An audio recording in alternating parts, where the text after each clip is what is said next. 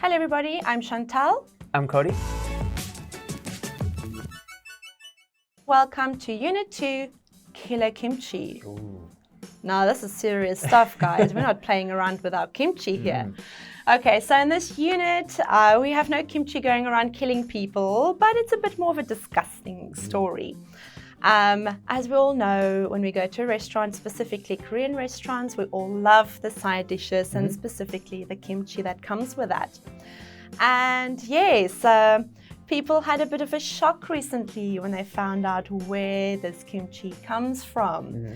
Apparently, about 70% of the kimchi we eat in restaurants come from China. And the way it is being made is somewhat revolting. All right. It first happened, or let's say it came up into the open in China.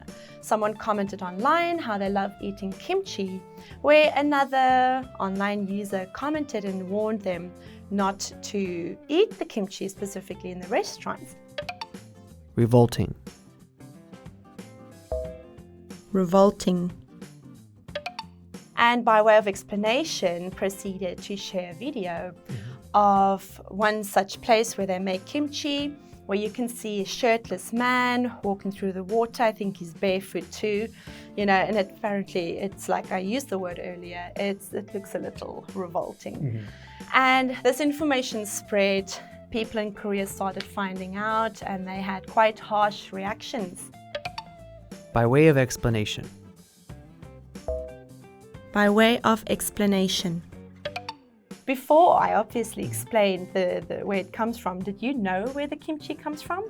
I had heard that a lot of the restaurants came from Korean companies that sourced it from China. Yes. Because they are much easier to mass produce amounts of kimchi and grow the cabbages and other ingredients necessary. Right. When I did go to make my kimchi, I realized just how much the ingredients to make kimchi are made in China, and that the Korean version ingredient was so much more expensive.